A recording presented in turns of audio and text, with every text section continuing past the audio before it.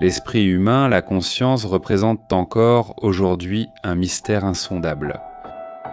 Contrairement à ceux qui pensent que le thème de la conscience et ses mystères insondables relèvent des pseudo-scientifiques, les gouvernements les plus influents du monde ont financé pendant de longues années de multiples recherches qui ont donné lieu à des milliers d'expériences. La plus célèbre de ces expériences est sans aucun doute le projet Stargate. Certains d'entre vous le connaissent probablement, ont peut-être lu quelques articles ou vu quelques vidéos sur Internet. Et ils auront appris, par conséquent, qu'il s'agissait d'expériences menées à une période historique précise où les tensions internationales, la peur de l'ennemi et la course à la suprématie militaire et géopolitique ont permis d'élargir les frontières de la recherche scientifique. Et cela a donné la possibilité à plusieurs scientifiques de proposer des expériences jugées bizarres par la science officielle, qui visaient à explorer les aspects les plus mystérieux et controversés de l'esprit humain. Si vous pensez cela, il est probable que vous ayez découvert cette série d'expériences révolutionnaires et extraordinaires par des sources tierces n'ayant pas approfondi le sujet. Mais si vous faites confiance à notre travail et suivez avec nous le récit de cette histoire incroyable, nous sommes certains que votre perception de ce qu'est réellement l'esprit humain et de ce que ces expériences ont signifié changera complètement. Bien avant de poursuivre le récit, comme nous le faisons toujours, et si vous ne l'avez pas encore fait, nous vous invitons à vous abonner à la chaîne pour ne pas manquer les prochaines vidéos et soutenir notre travail. Le projet Stargate était une opération top secrète menée par les services de renseignement américains. En réalité, il ne s'agissait pas d'un seul projet, mais d'une série de projets qui, au fil des années, ont changé de nom et qui sont connus sous les noms de Gondola Wish, Grill Flame, Center Lane, Dragoon Absorb, Sunstreak et enfin Stargate. Ces programmes de recherche ont commencé en 1972 et se sont terminés en 1995 avec le projet Stargate. L'objectif principal était d'enquêter sur la parapsychologie, c'est-à-dire les capacités psychiques et les phénomènes paranormaux associés.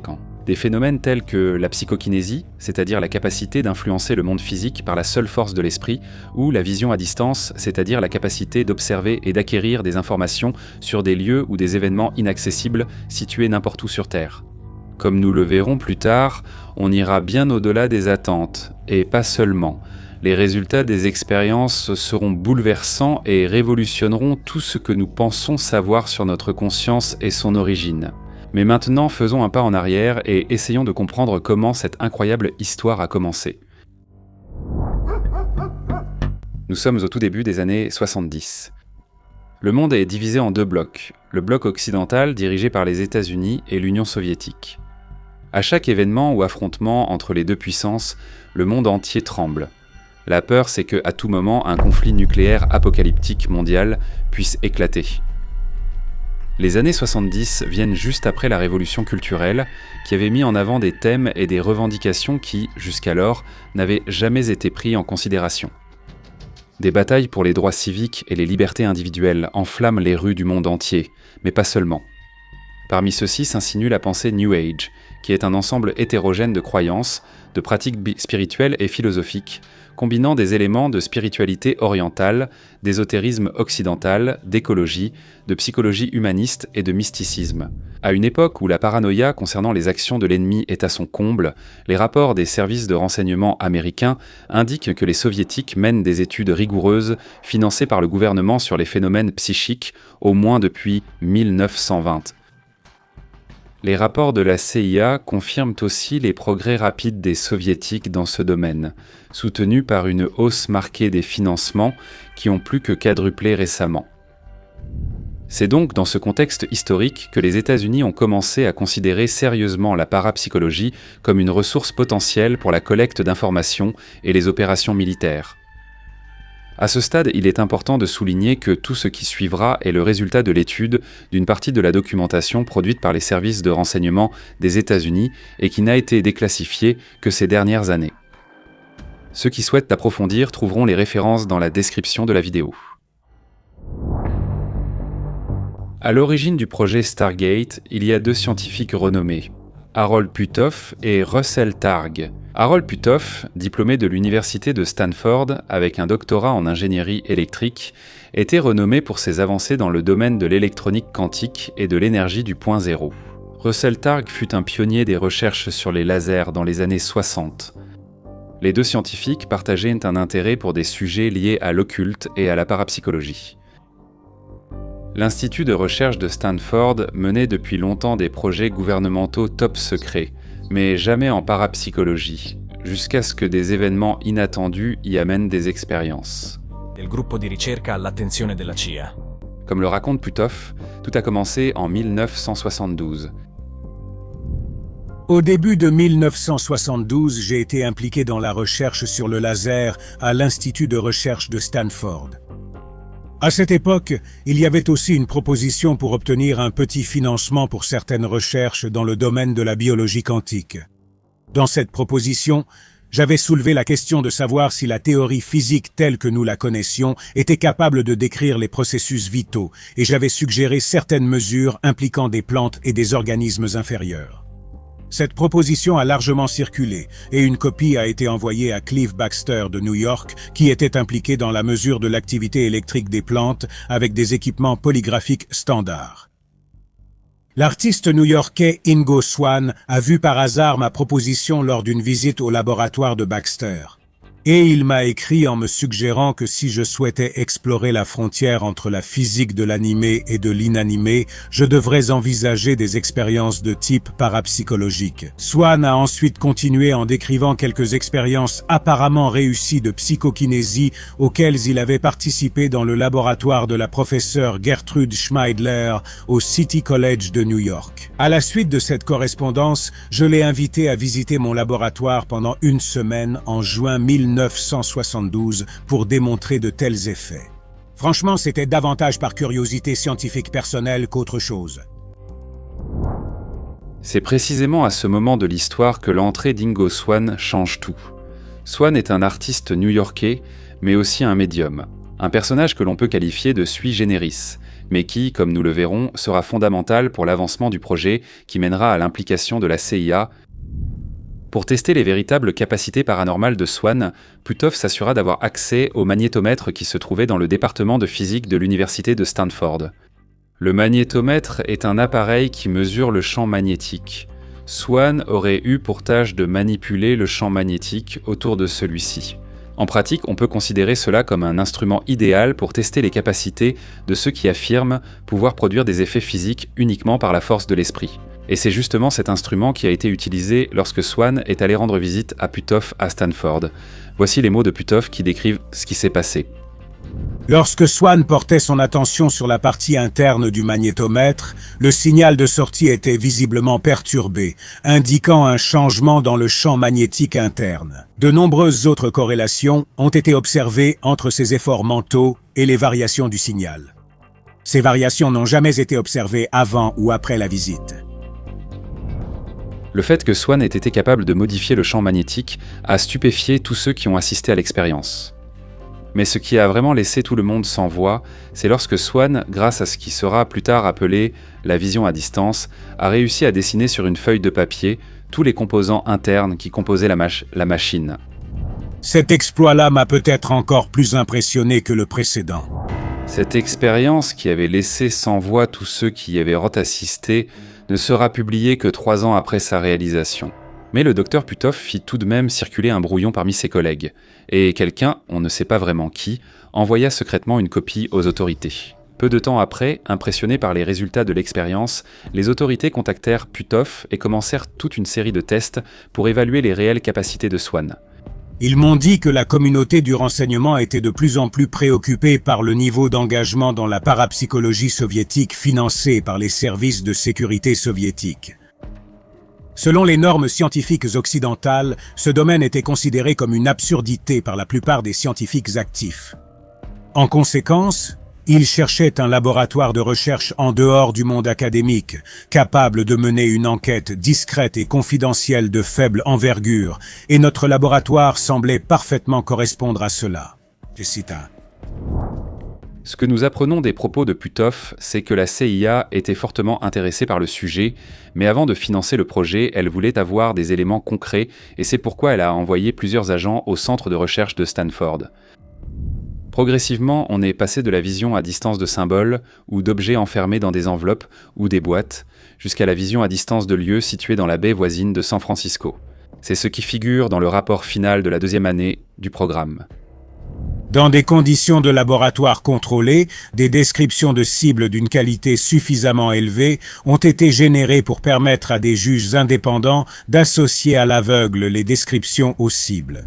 Le but des expériences était de définir de manière univoque la possibilité d'entraîner des agents à effectuer des visions à distance par l'esprit.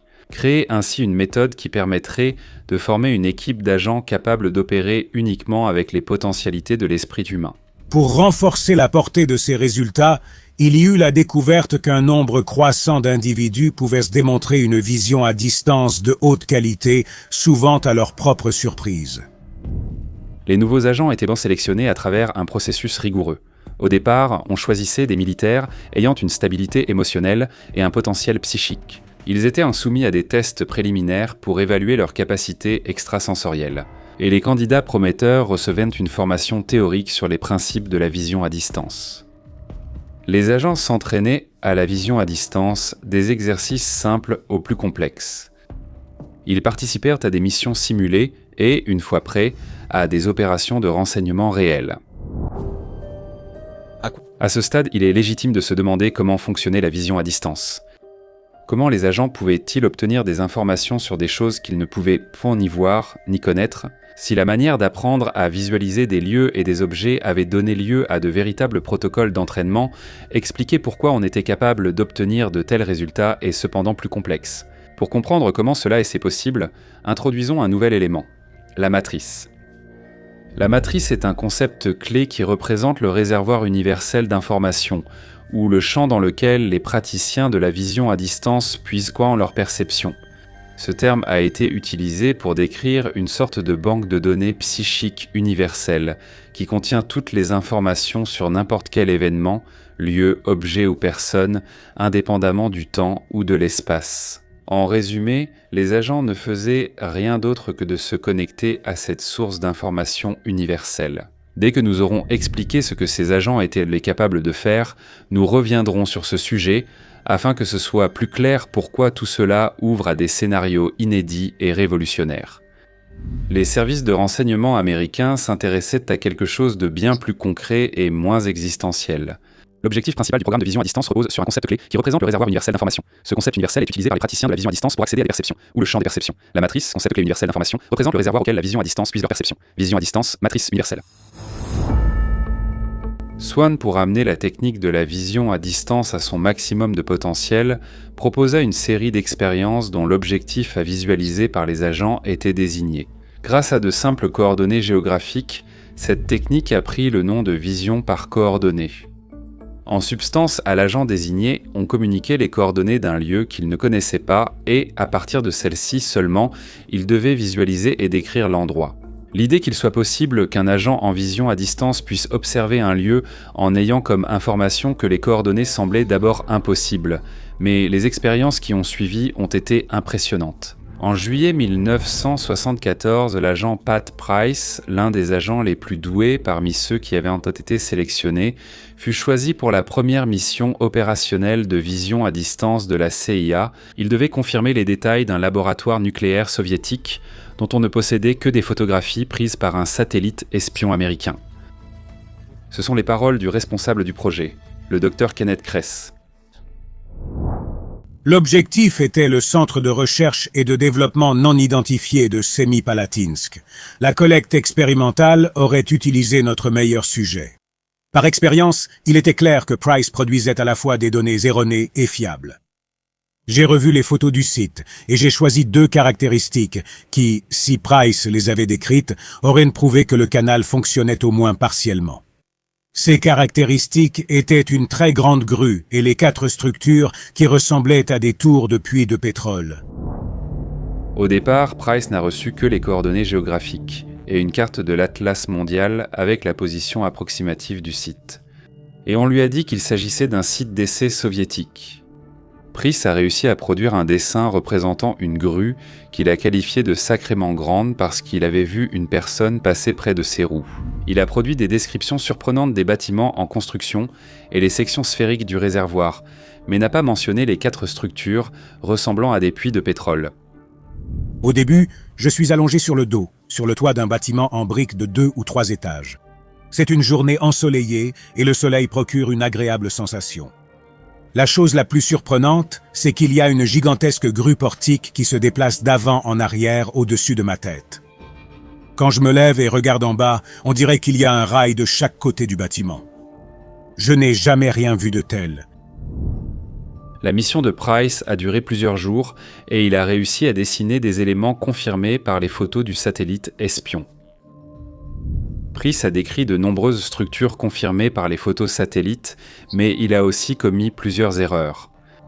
Les erreurs semblaient être une constante dans les visions à distance. D'un côté, les agents décrivaient des choses impossibles à connaître, mais de l'autre, il y avait aussi de nombreuses descriptions erronées. Ce sont justement les erreurs qui constituent l'un des principaux arguments de ceux qui soutiennent que le projet Stargate a en réalité été un échec.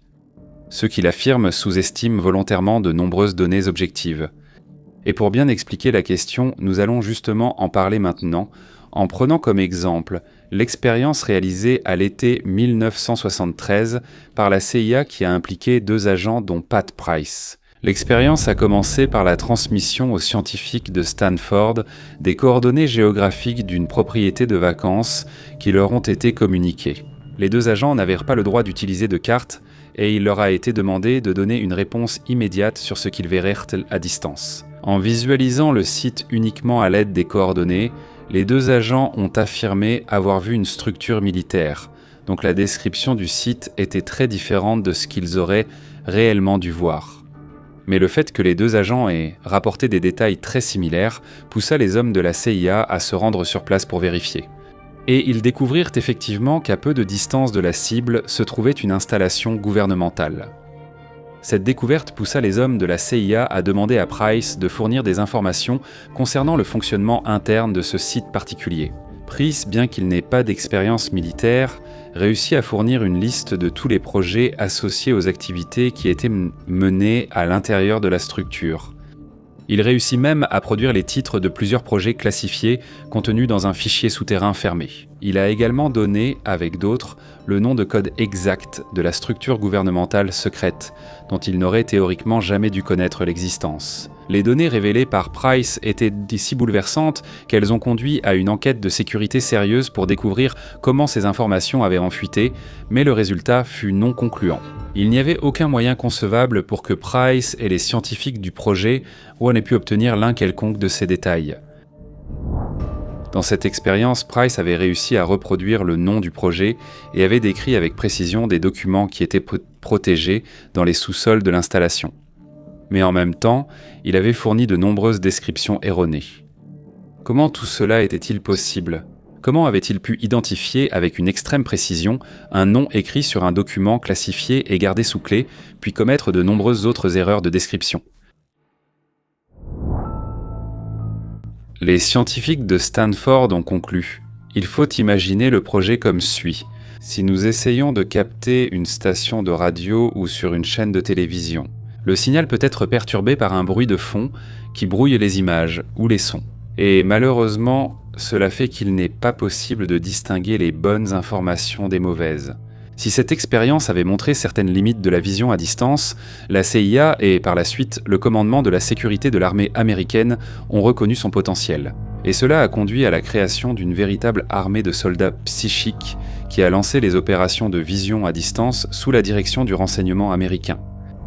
Parmi les soldats psychiques évoqués, le plus doué, ou du moins celui dont nous avons des preuves documentées, est Joseph McMonigle, alias Remote Viewer 001. Joseph McMonigle.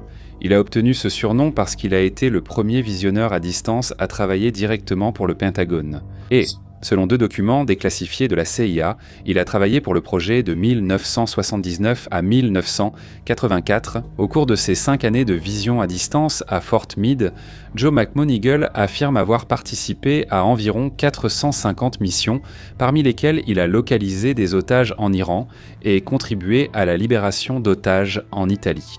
Il a mené des activités d'espionnage sur un laboratoire nucléaire chinois, il a observé le dictateur libyen Mouammar Kadhafi. Et il a localisé un bombardier soviétique abattu qui transportait des matières nucléaires. Il a également observé la construction, auparavant inconnue, du plus grand sous-marin du monde, appelé plus tard Typhoon. Et il a prédit avec précision que les Soviétiques le transporteraient de l'entrepôt à l'océan, ouvert 4 mois plus tard, à la mi-janvier 1980. Que McMoneagle ait apporté une contribution importante aux missions auxquelles il a été appelé à collaborer est facilement reconnu par l'armée des États-Unis. Après son retrait du projet, Stargate lui a décerné l'une des plus hautes distinctions, la Légion du Mérite. Mais McMoneagle était différent des autres agents. Il semblait posséder un don supplémentaire, un don que nous pouvons appeler précognition. Il avait donc la capacité de prévoir des événements qui allaient se réaliser dans un avenir proche. Justement pour tester ses capacités, en 1978, Hal Puthoff lui confia une mission particulière qui sortait du cadre des missions de renseignement. Cette année-là, on prévoyait que le Skylab, la première station spatiale américaine lancée par la NASA en 1973, à cause de certains problèmes techniques, perdrait son orbite stationnaire et retomberait sur Terre. Mais on ne connaissait ni le moment exact où cela se produirait, ni l'endroit où il tomberait. Puthoff, pour mettre à l'épreuve les capacités de McMoneagle, lui demanda de prédire exactement quand la station tomberait sur Terre et où aurait lieu l'impact. Après avoir travaillé sur le problème à mon bureau pendant quelques jours, j'ai décidé que la question était plus complexe qu'il n'y paraissait. Ce n'était pas une réponse simple comme ici et quand, mais finalement, j'ai produit une carte qui a attiré l'attention et que j'ai également envoyée à Puthoff. J'avais choisi un endroit en Australie, à environ 2/3 du chemin vers l'ouest depuis la côte la plus orientale et à environ 1/3 du chemin depuis la côte méridionale. J'ai dessiné une zone en forme de poire, avec l'extrémité la plus étroite vers l'ouest et l'extrémité la plus large vers l'est, et j'ai assombri l'extrémité la plus étroite. Et j'ai dit que c'était le point où les principaux morceaux de la station allaient s'écraser. Tandis que la plus grande extrémité représentait le champ de débris qui se serait dispersé sur une zone d'environ 1500 miles de long et environ 60 miles de large. C'était à la fin de 1978. J'avais prévu que la rentrée aurait lieu autour du 5 juillet 1979.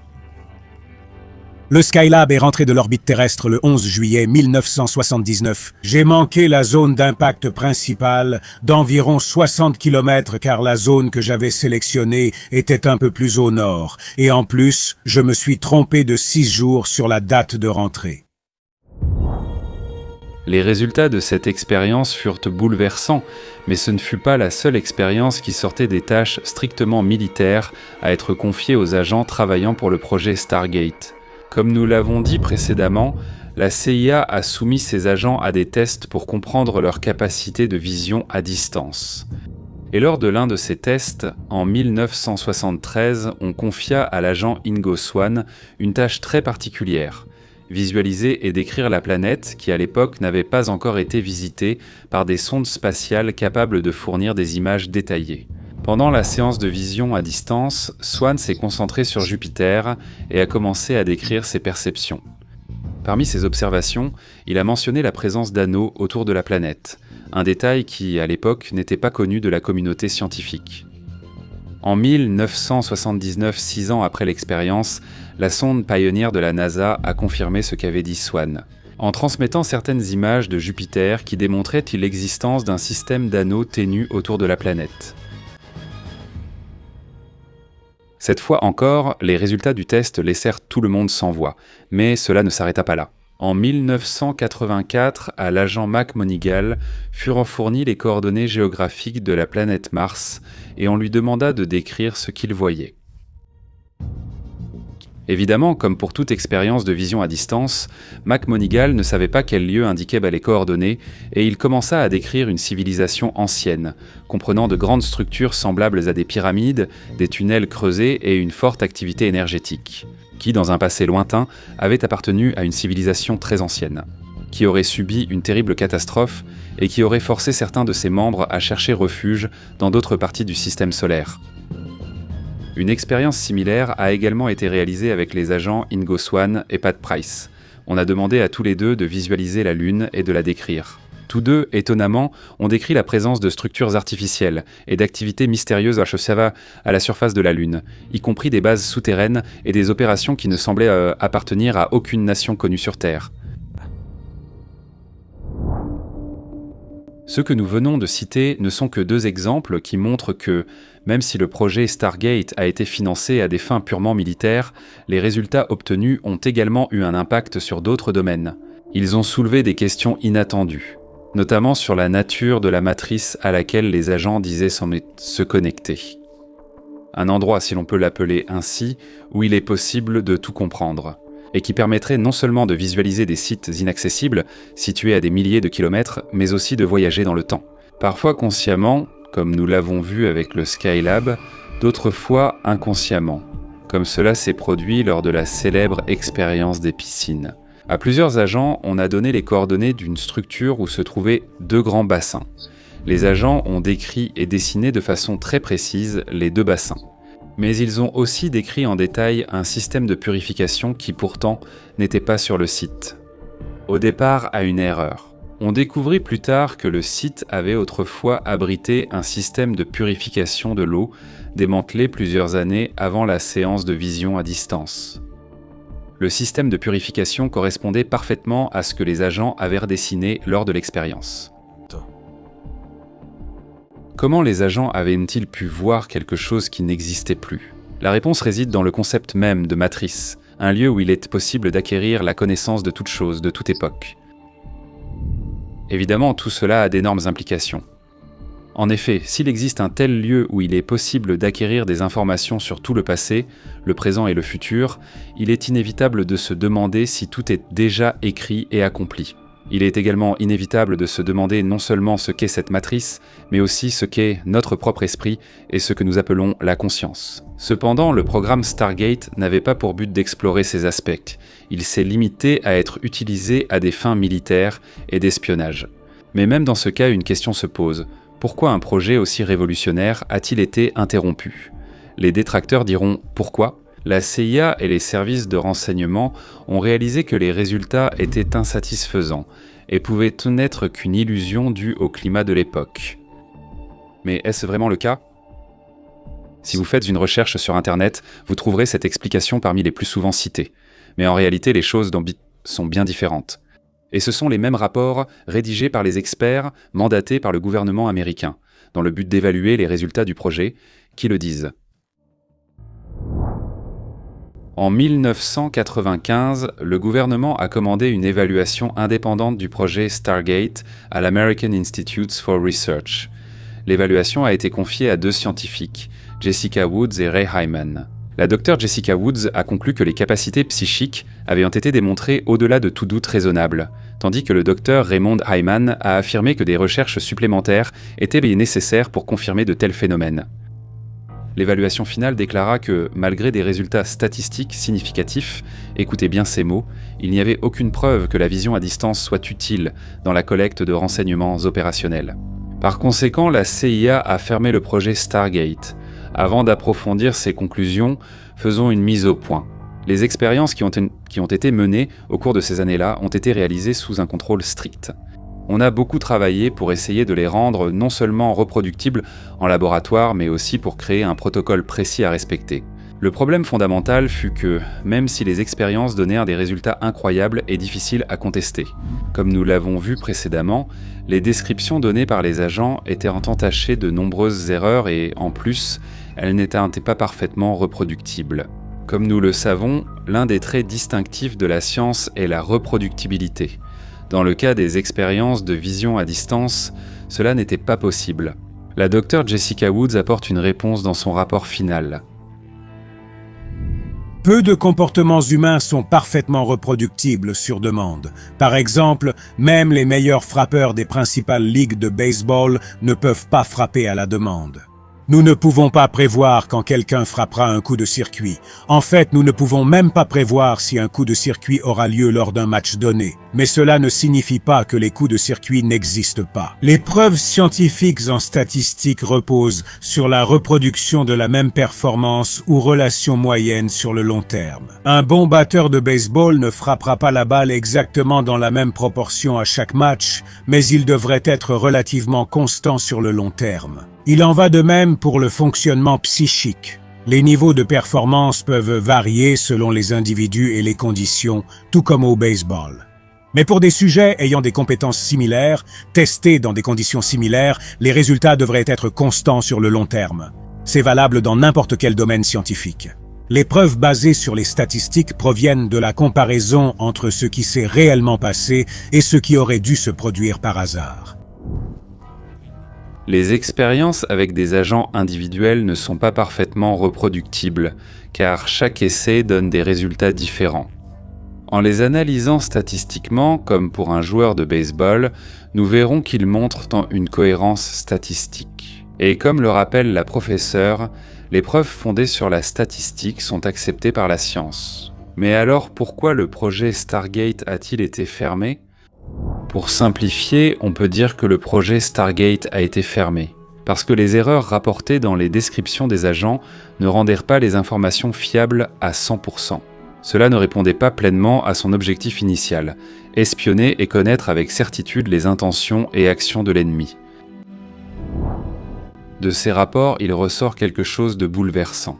Les capacités démontrées par les agents qui opèrent en vision à distance sont statistiquement certaines et réelles, même si elles ne sont pas toujours reproductibles.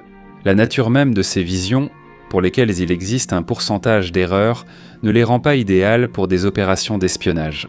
Ceux qui ont assisté aux expériences ne doutent pas que les agents étaient incapables de saisir des informations auxquelles ils n'auraient jamais pu avoir accès.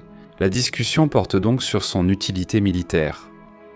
Les deux rapports concluent également qu'il est nécessaire de continuer à enquêter dans ce sens et d'approfondir ce qui a été découvert jusqu'à présent. À ce stade, nous devons apporter une dernière précision. Actuellement, nous savons que le projet a été fermé, mais c'est ce que nous savons grâce à la documentation déclassifiée qui est devenue publique. Mais cela n'exclut pas que le projet existe encore sous un autre nom. Comme nous l'avons vu, le projet a en effet changé de nom à plusieurs reprises au cours de son histoire, et très peu de personnes étaient au courant de son existence. Fait encore plus curieux, certains des protagonistes du projet ont poursuivi leurs activités. Par exemple, Hal Puthoff, qui a fondé l'Institut d'études avancées au Texas. Et il a continué à collaborer en tant que consultant pour le gouvernement des États-Unis et pour des entreprises privées sur des questions liées aux technologies avancées et à la sécurité nationale. Ces dernières années, Hal Puthoff est également devenu connu pour son implication dans la recherche sur les ovnis, et il a collaboré avec des organisations telles que To the Stars Academy of Arts and Science, un groupe qui comprend d'autres anciens fonctionnaires gouvernementaux et des scientifiques intéressés par l'étude des phénomènes aériens non identifiés. Si, comme nous l'avons dit, le projet Stargate avait pour objectif principal une utilisation militaire. Tout ce qui a été découvert au cours de ces années suscite inévitablement des questions sur la nature de notre esprit et de la conscience. Si la conscience peut vraiment s'étendre au-delà des limites du corps et du temps, comme le démontrent les expériences surprenantes du projet Stargate, alors une question inévitable se pose. Que devient la conscience dans l'hypothèse où elle survivrait au corps? Continuerait-elle d'exister sur un autre plan? Non seulement les anciennes cultures et religions ont tenté de répondre à cette question, mais aussi de nombreux scientifiques modernes en analysant des centaines de cas d'expériences de mort imminente. Et que pense la science de la mort? Là encore, il n'existe pas de pensée unique, pas d'opinion qui relie tout le monde scientifique. Au contraire, nous assistons à des visions opposées. Mais sur quel fondement s'appuie-t-on pour en parler? Existe-t-il des éléments concrets qui pourraient nous permettre d'enquêter sur ce mystère insondable? La soi-disant mort n'est rien d'autre qu'une vieille affaire sous une nouvelle forme et avec un autre habit, car toutes les choses sont modifiées, mais rien ne meurt. Et ici et là l'esprit s'envole, libéré de... Selon le livre des morts, les anciens Égyptiens croyant qu'après la mort, l'âme quittait la terre et commençait un voyage dans le monde souterrain. Un jugement final attendait les défunts avant qu'ils ne puissent entrer dans l'au-delà. Le jugement était rendu par Osiris, qui soumettait le défunt à une longue liste de péchés. Et la vérité était établie en pesant le cœur du défunt sur une balance dont le contrepoids était une plume. Mais les anciens Égyptiens n'étaient pas les seuls à croire à l'immortalité de l'âme. Dans l'Inde ancienne, on disait que venir et partir n'était qu'une illusion, car l'âme ne part jamais et ne vient jamais. Platon et d'autres philosophes grecs, peut-être influencés par la culture venue d'Orient, soutenaient eux aussi que l'âme était immortelle, mais cette idée n'était pas limitée à l'Asie et à l'Orient. La plupart des tribus africaines, les aborigènes d'Australie et les peuples autochtones des Amériques partageaient la même conviction. Jules César, par exemple, écrivait dans le De Bello Gallico. Les druides inculquent cela comme l'un de leurs dogmes fondamentaux, à savoir que les âmes ne meurent jamais, mais qu'elles passent après la mort d'un corps à un autre. Et ils pensent que les hommes, grâce à ce dogme, sont poussés à une ardeur extrême, parce que la peur de la mort n'a pas de raison d'exister. Mais cette conscience de l'immortalité de l'âme, d'où venait-elle ? C'était juste une façon d'exorciser la peur de la mort. Beaucoup d'historiens pensent que c'est l'une des principales raisons, et que cette croyance n'était que le fruit de l'incapacité des hommes, d'une part, à comprendre les lois du monde, et d'autre part une façon d'apaiser la peur d'un événement qui, dans des sociétés peu avancées, était très présent dans la vie quotidienne. Mais si ce n'étaient pas les seules raisons, et si au contraire nous étions en train de sous-estimer ou de ne pas réussir à voir ou à comprendre un savoir partagé par ces anciennes cultures ? Laissons cette question ouverte et passons à aujourd'hui, où les sociétés occidentales manifestent une sorte de rejet envers le thème de la mort. La pensée dominante consiste à ignorer cet événement et à vivre comme si la vie n'avait jamais de fin, du moins tant que cela est possible. Mais où en est notre compréhension de la mort ? Existe-t-il des éléments concrets qui peuvent être étudiés ?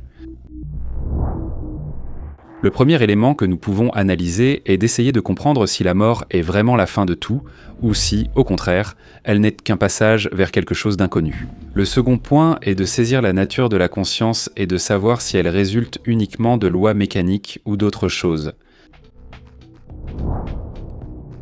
À partir du premier élément, clairement, nous n'avons pas de témoignages d'hommes qui sont morts puis ressuscités, mais nous avons de très nombreux témoignages d'hommes, de femmes et d'enfants, qui ont été déclarés morts pendant plusieurs minutes et qui sont ensuite incroyablement revenus à la vie. Si nous ne pouvons pas parler de véritables morts, ces témoignages, comme nous le verrons, ont quelque chose de très intéressant et montrent des éléments communs extraordinaires qui ont été étudiés au fil des années par de nombreux chercheurs. Nous parlons des expériences de mort imminente. C'est un sujet fascinant et complexe et, comme nous le verrons plus loin, riche en implications sur ce que nous pensons être.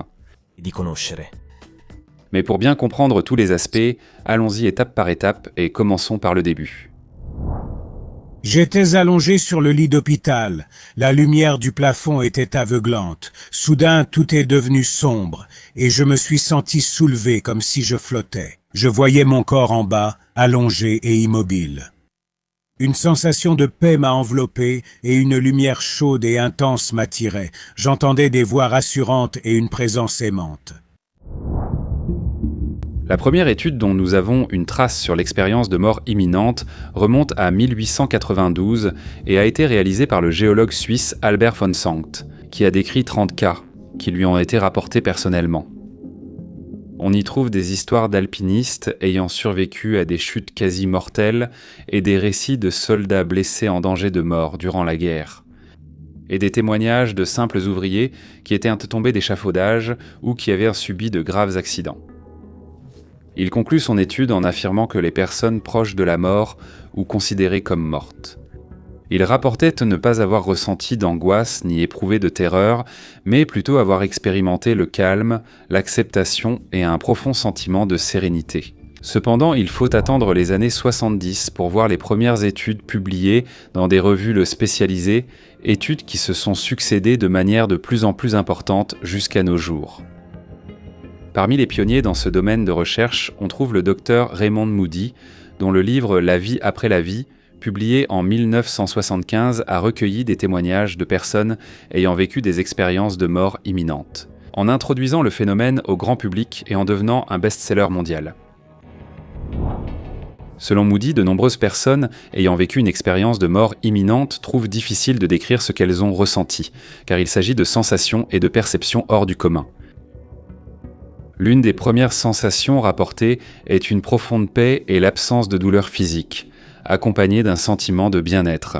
Beaucoup décrivent la sensation d'être séparés de leur corps physique, l'observant de l'extérieur, souvent d'en haut.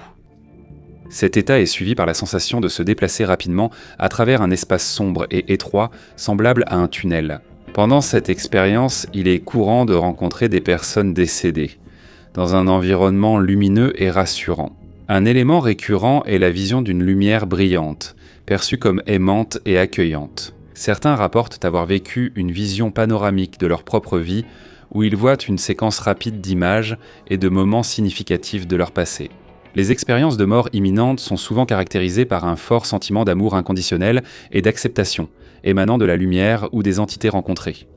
À un certain moment, les personnes ressentent qu'elles se trouvent à une frontière ou à un point de non-retour au-delà duquel elles ne peuvent pas aller. Più tornare alla vita terrena. Cela s'accompagne d'une décision ou d'une sensation de devoir revenir dans son propre corps, malgré la résistance à quitter cet environnement de paix. Enfin, de nombreuses personnes, après cette expérience, rapportent un changement profond dans leur perception de la vie et de toutes leurs valeurs. Souvent, elles développent un sens accru de la spiritualité et de la compassion, influençant de manière significative leur façon de vivre et de voir le monde. Cependant, tous les témoins ne vivent pas tous les éléments cités.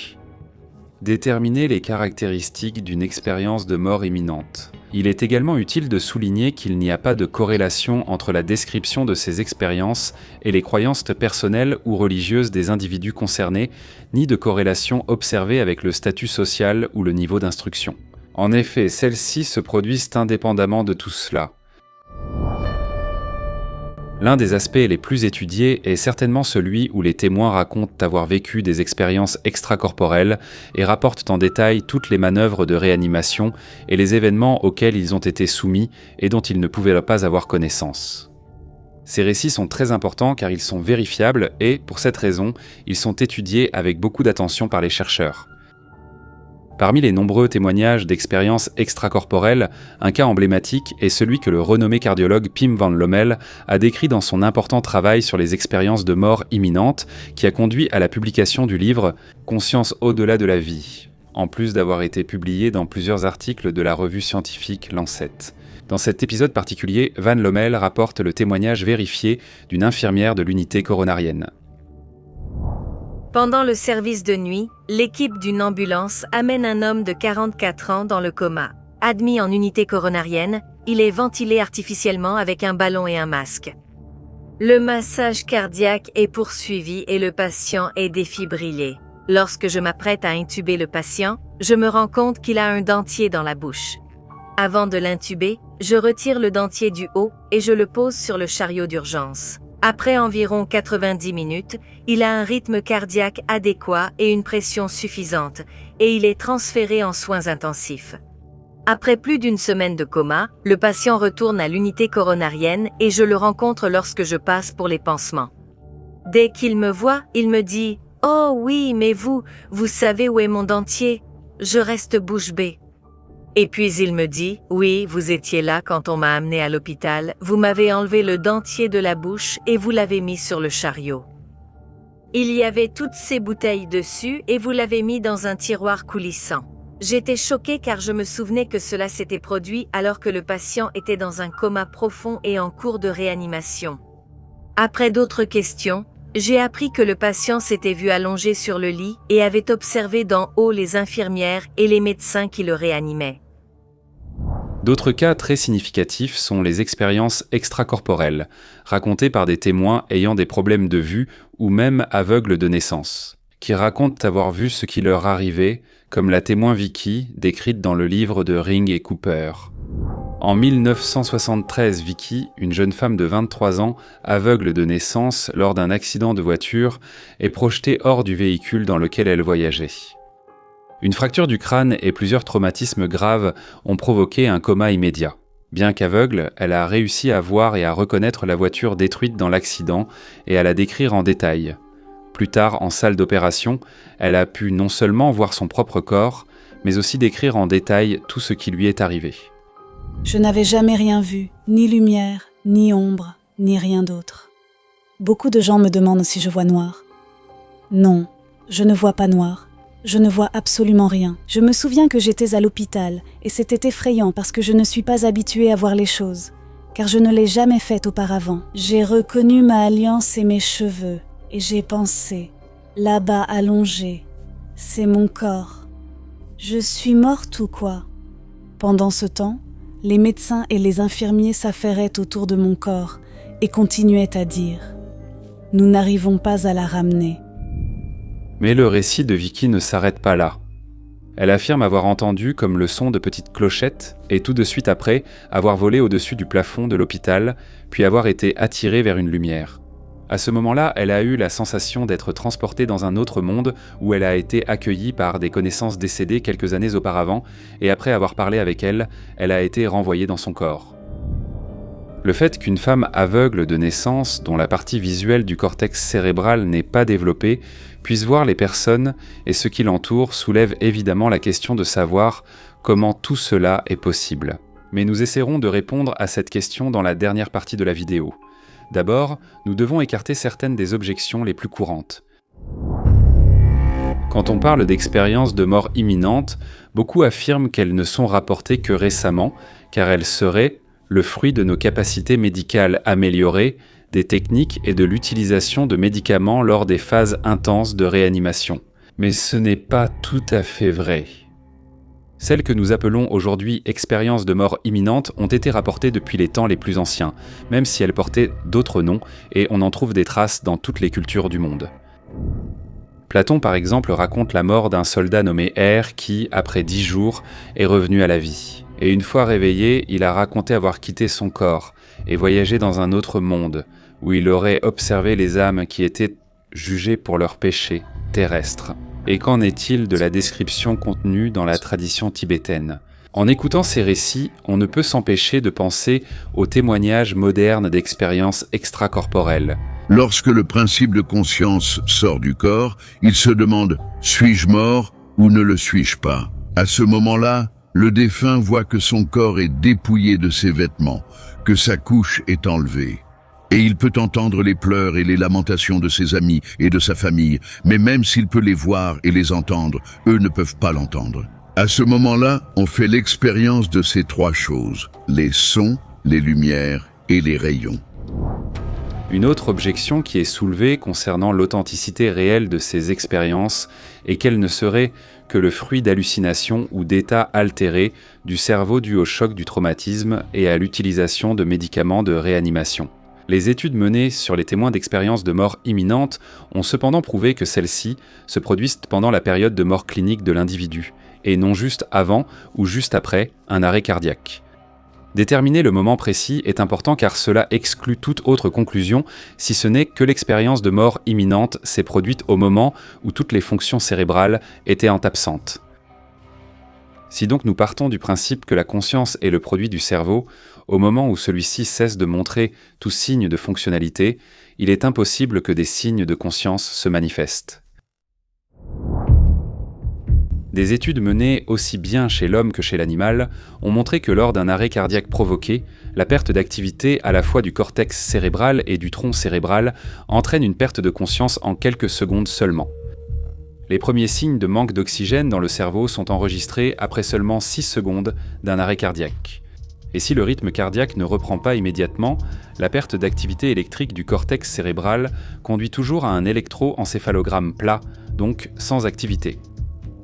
On peut comparer le cerveau à un ordinateur dont on a débranché la prise, tous ses circuits d'ondes sont désactivés et tant qu'il n'est pas à nouveau alimenté, il n'est capable d'aucune opération. À la différence près qu'un cerveau privé d'alimentation pendant plusieurs minutes subira de graves lésions. Évidemment, lors d'un arrêt cardiaque, on ne réalise pas d'électroencéphalogramme car les médecins sont occupés par les phases de réanimation, sans compter que, bien souvent, cela ne se produit pas à l'hôpital mais dans des endroits très précaires. Cependant, il existe des exceptions. Il existe des cas documentés où le patient en arrêt cardiaque voit en même temps sa fonction cérébrale analysée.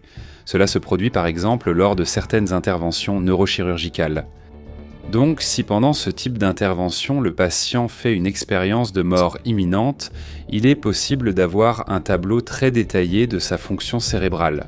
Le cas le plus célèbre où cela s'est produit est celui de Pamela Reynolds, un cas qui a beaucoup fait parler et que nous allons maintenant examiner en détail. Pamela, une femme de 35 ans, a passé un scanner qui a révélé des artères cérébrales proches du tronc cérébral. Un anévrisme est un ballon qui se forme sur une zone fragilisée d'un vaisseau sanguin. S'il éclate, il cause une hémorragie cérébrale potentiellement mortelle. Les chances de survie pour Pamela étaient extrêmement faibles. Une intervention pour résoudre le problème était très compliquée et risquée. Le neurochirurgien Robert Spetzler de l'Institut neurologique Barrow à Phoenix décide tout de même de tenter le tout pour le tout et de l'opérer. Ce qui s'est passé pendant l'opération a été méticuleusement enregistré. La température corporelle de Pamela est abaissée à 10 degrés et elle est reliée à une machine cœur-poumon en raison de la perte d'activité cardiaque, qui se produit toujours lors des cas d'hypothermie.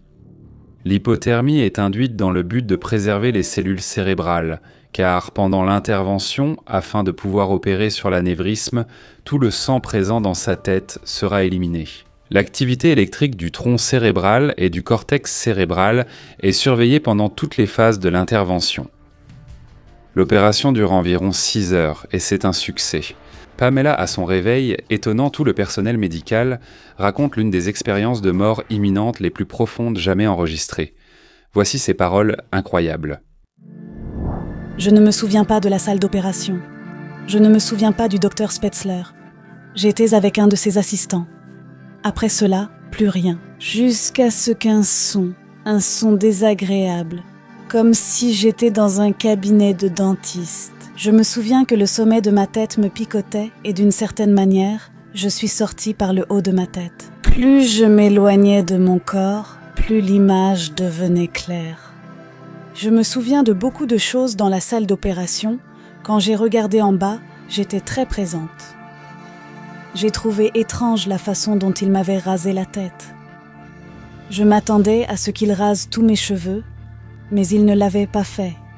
J'étais, au sens figuré, assise sur l'épaule du docteur Spetzler. Je me souviens de l'instrument dans sa main.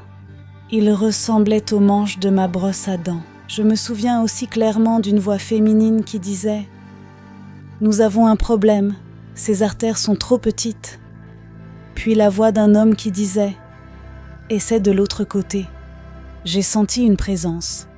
D'une certaine manière, je me suis tournée pour la voir. Et là, j'ai vu un minuscule point de lumière, comme une tête d'épingle. La lumière a commencé à m'attirer, mais pas contre ma volonté. J'ai eu la sensation physique de monter, c'était comme si je montais dans un ascenseur très rapide. Je me suis rendu compte que je commençais à distinguer différentes silhouettes. J'ai vu de nombreuses personnes que je connaissais et d'autres non, mais je savais que j'étais liée à elles d'une façon ou d'une autre. Toutes les personnes que je voyais apparaissaient telles qu'elles étaient au meilleur moment de leur vie. J'ai vu mon oncle Gene, j'étais très attachée à lui parce qu'il m'avait appris beaucoup de choses. Ils ne m'ont pas permis d'aller plus loin et m'ont dit que si je continuais vers la lumière, il m'arriverait quelque chose physiquement et ils ne pourraient plus me ramener dans mon corps. Je voulais aller vers la lumière, mais je voulais aussi revenir en arrière parce que j'avais des enfants à élever. J'ai demandé si cette lumière était Dieu et on m'a répondu que non. Dieu n'est pas la lumière. La lumière, c'est ce qui se produit quand Dieu respire.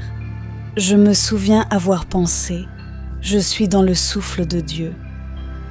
C'est mon oncle qui m'a ramenée, mais quand je suis arrivée là où se trouvait mon corps et que j'ai regardé cette chose, je ne voulais vraiment pas y retourner parce que ça me semblait très similaire à ce que c'était, dépourvu de vie. Mon oncle a commencé à discuter avec moi, il m'a dit « C'est comme plonger dans une piscine, saute dedans ». Il m'a poussée, et j'ai vu mon corps faire un bond et j'ai senti le froid en moi.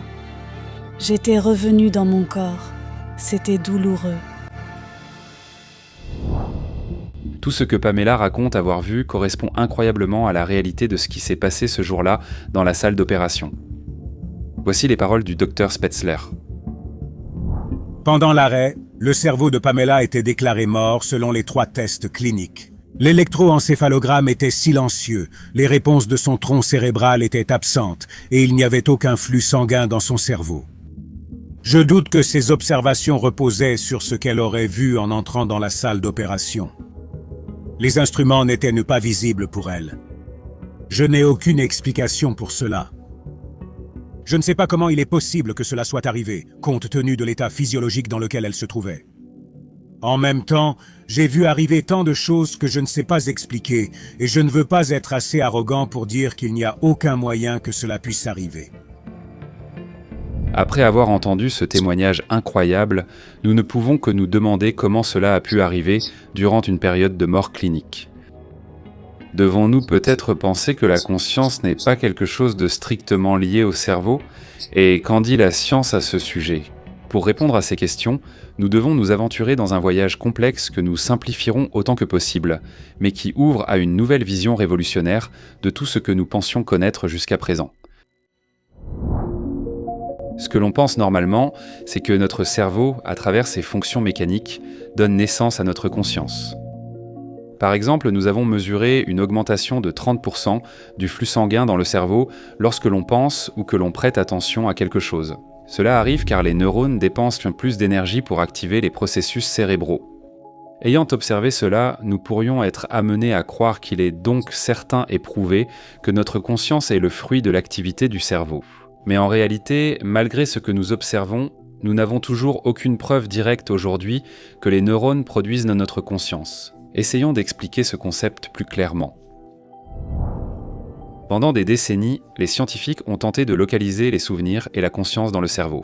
L'hypothèse de départ était que l'activité de zones neuronales spécifiques produirait toujours les mêmes pensées et émotions, mais cette recherche n'a jamais donné de résultats positifs. Aujourd'hui, nous savons qu'il existe une corrélation entre l'activité enregistrée dans le cerveau et l'expérience de la conscience, et que celle-ci peut activer de nombreux centres cérébraux, mais une connexion ne dit rien sur la cause. L'activité cérébrale semble plutôt être une manière de coder les informations. Pensons à une radio. Nous pouvons chercher les stations en tournant le bouton qui règle la réception des fréquences, mais faire cette opération n'influence pas le contenu de l'émission radiophonique. Dans cette optique, l'activation d'une partie spécifique du cerveau n'explique pas le contenu des pensées et des émotions. Nous ne pouvons mesurer que la corrélation entre les activités cérébrales enregistrées et les expériences conscientes. C'est ce qu'écrit le philosophe et neuroscientifique Alva Noé dans un de ses livres récents. L'idée que nous sommes notre cerveau n'est pas quelque chose que les scientifiques ont étudié, c'est plutôt un préjugé. Que la conscience naisse dans le cerveau est quelque chose qui n'est jamais remis en question, c'est un postulat de départ indiscutable. Aujourd'hui, nous avons toutes les raisons de rejeter ce préjugé.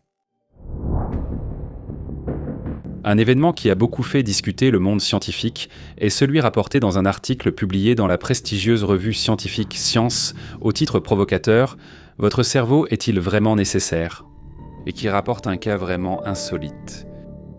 Le scanner cérébral d'un jeune diplômé en mathématiques, avec un quotient intellectuel de 126 donc supérieur à la moyenne, aurait révélé que 95% de son crâne était occupé par du liquide céphalo-rachidien et que son cortex cérébral ne mesurait que 2 mm d'épaisseur.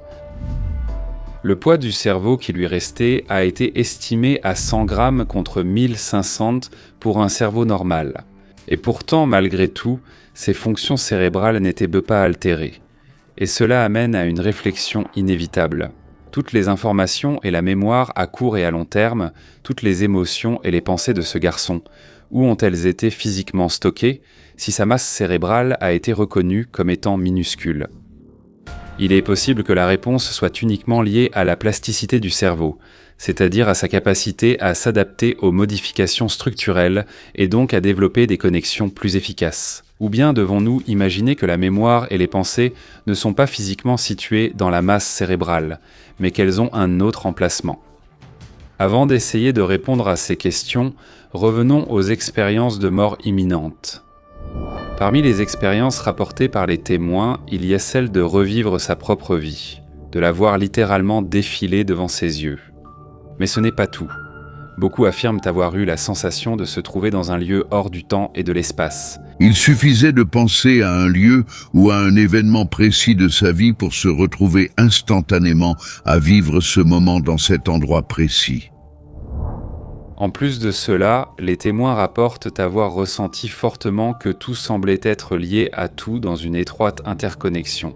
Dans ces moments-là, l'esprit semble contenir la connaissance de tout dans une dimension sans temps ni espace. À ce moment-là, j'ai compris pourquoi je me trouvais là, pourquoi j'étais malade. J'ai compris en général ce qu'est la vie. J'ai compris que nous faisions tous partie de quelque chose d'unique. Tout cela était tellement évident. La clarté et la capacité de compréhension que j'ai eue dans cet état sont tout simplement indescriptibles. Si nous rapportons ces éléments à nos connaissances scientifiques actuelles, et en particulier à la capacité d'être à un endroit précis instantanément et à la perception d'un lien intrinsèque avec le tout, à quoi cela vous fait-il penser ? La pensée se tourne inévitablement vers la physique quantique et ses concepts révolutionnaires.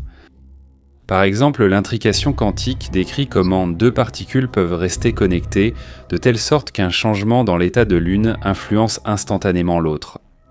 Indépendamment de cela, ce phénomène pourrait rappeler l'expérience de se retrouver instantanément dans un lieu, simplement en y pensant. De la même manière, la théorie du champ du point zéro suggère une énergie universelle qui imprègne tout l'espace et le temps, évoquant l'idée d'un lien intrinsèque entre toutes choses, semblable à la sensation de connexion universelle rapportée dans les expériences de mort imminente. Ces parallèles poussent à reconsidérer les visions traditionnelles sur la conscience et la réalité, suggérant que nous pourrions n'être qu'au début de la compréhension profonde de la nature de notre existence et de notre esprit. Imaginons maintenant que le cerveau soit comme un téléviseur. Le téléviseur est l'appareil qui reçoit des signaux et les transforme en images et en sons, nous permettant de voir et d'écouter des programmes télévisés. Cependant, le contenu que nous voyons à l'écran n'est pas produit à l'intérieur du téléviseur lui-même. Il est plutôt transmis par une station de télévision externe via des ondes électromagnétiques. De la même manière, on pourrait considérer le cerveau comme un récepteur ou un décodeur de signaux de conscience plutôt que comme le producteur de la conscience. Dans cette perspective, la conscience et les informations ne résident pas physiquement dans le cerveau, tout comme les programmes télévisés ne se trouvent pas physiquement à l'intérieur du téléviseur. Le cerveau, comme le téléviseur, interprète et décode ces signaux, nous permettant de faire l'expérience de pensée, de souvenirs et de perception. Imaginez maintenant que votre conscience, habituellement réglée sur la chaîne de l'ici et maintenant grâce au cerveau, se déconnecte temporairement de cet état physique. Lors d'une expérience de mort imminente, c'est comme si le téléviseur était éteint ou débranché de sa source d'énergie normale, permettant à la conscience de se régler sur une autre chaîne ou un autre état d'existence. Dans ce nouvel état, la conscience n'est plus limitée par les barrières physiques du corps et du cerveau, mais elle est libre d'explorer d'autres dimensions de la réalité. Ceux qui ont vécu une expérience de mort imminente décrivent souvent la sensation de sortir de leur propre corps, de se déplacer à travers un tunnel vers une lumière brillante et de se sentir connectés à une énergie plus grande et universelle. Ce passage semble temporaire, car beaucoup reviennent à leur forme physique avec des souvenirs vifs de ce qu'ils ont vécu. Cela suggère que la conscience peut exister indépendamment du corps physique, opérant à un niveau différent, comme si un téléviseur pouvait se syntoniser sur un nouveau signal ou une nouvelle chaîne.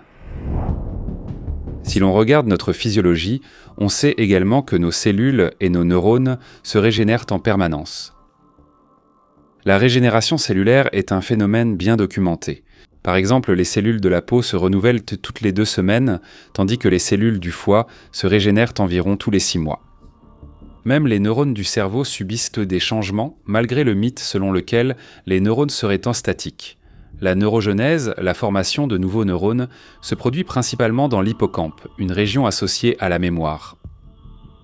Cela soulève un problème fondamental. Si les neurones se régénèrent et se modifient, où résident exactement nos pensées, nos souvenirs et nos émotions ? Comment les stocker dans des structures en constante évolution ? Pour simplifier, on peut dire qu'aujourd'hui, on pense que, lors de la régénération, les structures cérébrales sont réécrites et, d'une certaine manière, mises à jour. C'est pourquoi nous ne perdrions pas les informations enregistrées. Mais est-il possible que la mémoire, les pensées et les émotions, plutôt que de résider matériellement dans les connexions neuronales, se trouvent dans ce champ électromagnétique que nous enregistrons lorsque nous observons l'activité cérébrale ? Le cerveau, donc, ne serait pas le générateur de notre conscience, mais plutôt un instrument que nous utilisons pour la percevoir. Pour en revenir aux expériences de mort imminente, est-il donc possible que lorsque notre cerveau s'éteint, notre conscience se syntonise sur une fréquence différente ? Est-ce cette expérience que des milliers de témoins à travers le monde disent avoir vécue?